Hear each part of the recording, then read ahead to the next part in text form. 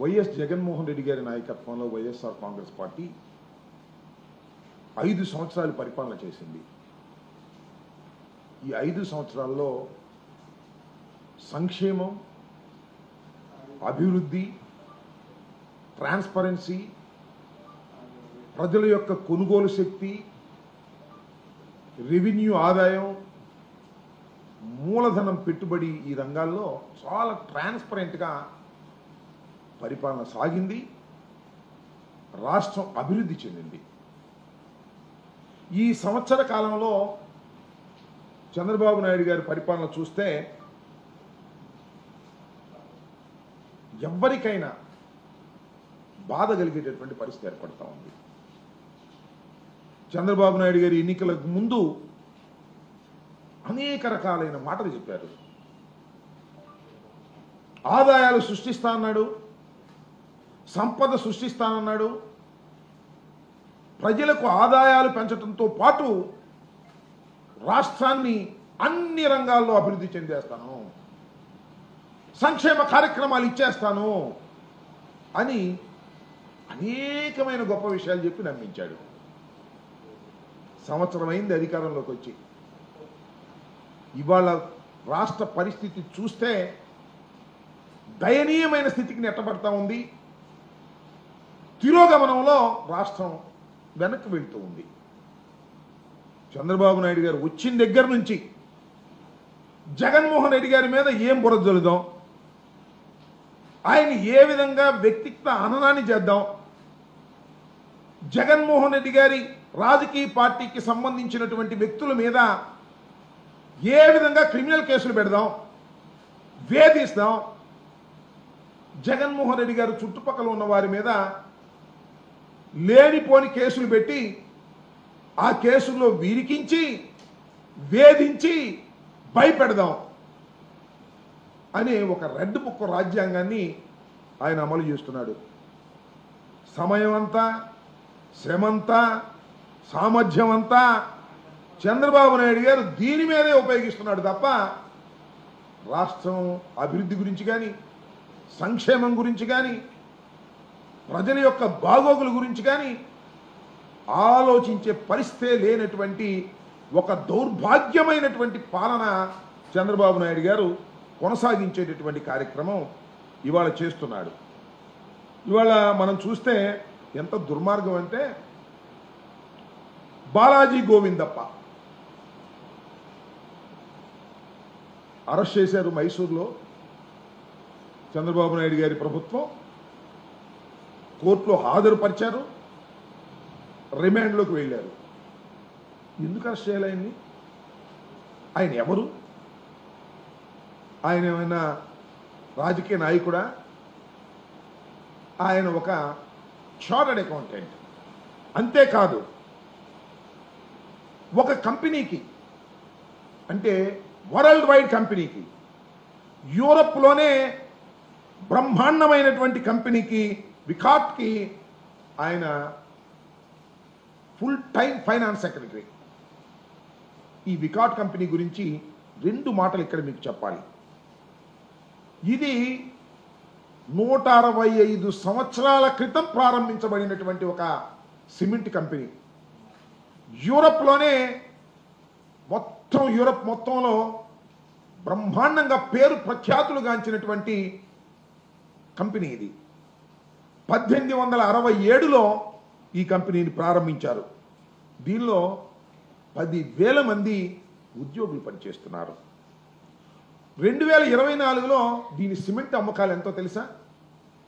44,316 కోట్ల రూపాయలు విలువైన సిమెంట్ అమ్మకాలు జరిగాయి. అంటే సచ్ ఎ బిగ్ కంపెనీ. అలాంటి బ్రహ్మాండమైన కంపెనీ ఆంధ్రప్రదేశ్లో ఉంది.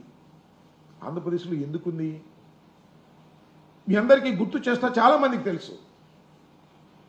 జగన్మోహన్ రెడ్డి గారు భారతీయ సిమెంట్స్ను ప్రారంభించారు. వరల్డ్ ఫస్ట్ క్లాస్ టెక్నాలజీతో కడపలో జగన్మోహన్ రెడ్డి గారు ఇండస్ట్రియలిస్ట్గా ఆయన ప్రారంభించిన కంపెనీ భారతీయ సిమెంట్స్. వరల్డ్ క్లాస్ టెక్నాలజీ ఉంది, బ్రహ్మాండమైన పేరు ప్రఖ్యాతులు గాంచింది.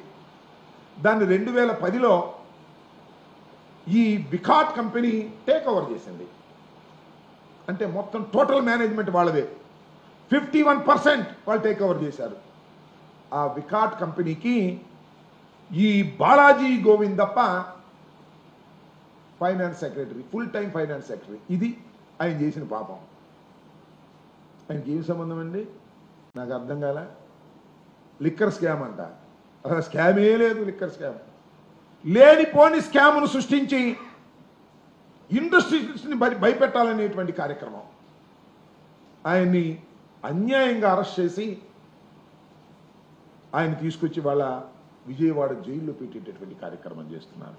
అంటే ఒక వికాట్ అనేటటువంటి ఒక బ్రహ్మాండమైనటువంటి యూరప్లోనే పేరు ప్రఖ్యాతులు గాంచినటువంటి ఒక సంస్థకు సంబంధించినటువంటి ఒక ఫైనాన్స్ సెక్రటరీని అన్యాయంగా అక్రమంగా రాజకీయ కక్ష కోసం, జగన్మోహన్ రెడ్డి గారి మీద రాజకీయ కక్ష కోసం మీరు రకంగా ప్రవర్తిస్తున్నారే, దీనివల్ల ఏ ఉపయోగం జరుగుతుంది మీకు నాకు తెలియగలుగుతున్నాను చంద్రబాబు నాయుడు గారు. అంటే ఇండస్ట్రీస్లను భయపెట్టాలనేటువంటి పరిస్థితి చేస్తూ ఇంకా మన రాష్ట్రానికి ఇండస్ట్రీస్ రావాలి, ఉపాధి అవకాశం కలగాలి, బ్రహ్మాండంగా ఇండస్ట్రీలు వస్తున్నాయి, దావోస్ వెళ్ళాము అప్పుడు రాపోయినా తర్వాత వస్తున్నాయి, ఇలాంటి ఊరికి కోతలు కోయటం తప్ప ఉండ ఇండస్ట్రియలిస్టుల్ని విపరీతంగా బెదిరించేటటువంటి కార్యక్రమాలు జరుగుతూ ఉన్నాయి. ఏదో గోవిందప్పని అరెస్ట్ చేశారని మాత్రమే నేను చెప్పడంలా. ఒకసారి వెనక్కి వెళ్దాం. గోవిందప్ప కాదు, సజన్ జిందాల్. ఎవరండి సజన్ జిందాల్? భారతదేశంలోనే ఒక పెద్ద వ్యాపార దిగ్గజం సజ్జన్ జిందాల్. ఆయన కడపలో స్టీల్ ఫ్యాక్టరీ ప్రారంభించాడు, పనులు కూడా మొదలుపెట్టాడు. ఏం చేశారండి మీరు ఆయన్ని? సజ్జన్ జిందాల్ని ఒక సెకండ్ గ్రేడ్ సినిమా ఆర్టిస్టు, ఆమె పేరేదో ఉంది, ఆమెని అడ్డం పెట్టుకొని ఆయన్ని ఏ రకంగా వేధించారో నేను ప్రత్యేకంగా చెప్పాల్సిన అవసరం లేదు. ఆమెను అడ్డం పెట్టుకొని కేసు పెట్టి ఆయన వేధించే కార్యక్రమం చేస్తే కడప నుంచి వెళ్ళిపోయాడు. ఆయన వెళ్ళి మహారాష్ట్రలో 3 లక్షల కోట్లతో పెట్టుబడులు పెట్టి ప్రారంభించాడు.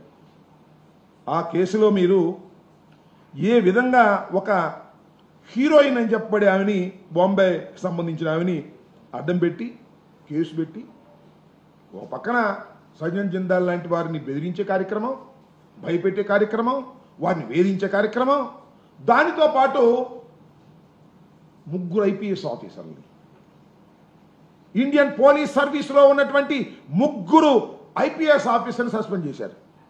సరే, ఇద్దరు ఏదో వెళ్ళారు, బెయిల్ తెచ్చుకున్నారు, అది వేరే అంశం. కానీ ఒక ఐజీ ర్యాంకుకు సంబంధించినటువంటి అధికారి ఇవాళ కూడా జైల్లో ఉన్నాడు. ఎప్పుడు లేదు, భారతదేశ చరిత్రలోనే లేని విధంగా తీసుకెళ్లి మీరు ఆయన లోపల పెట్టి వేధించేటటువంటి కార్యక్రమం చేస్తున్నారు.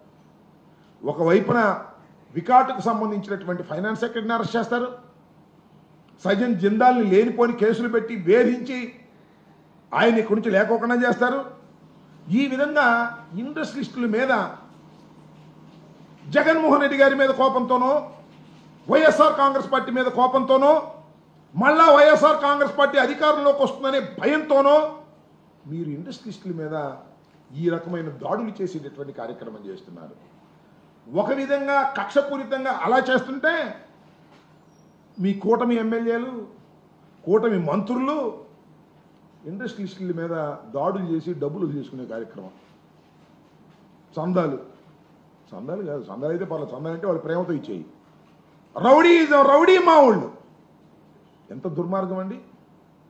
తాడిపత్రిలో అల్ట్రాటెక్ సిమెంట్ పరిశ్రమ ఉంది, అందరికీ తెలుసు.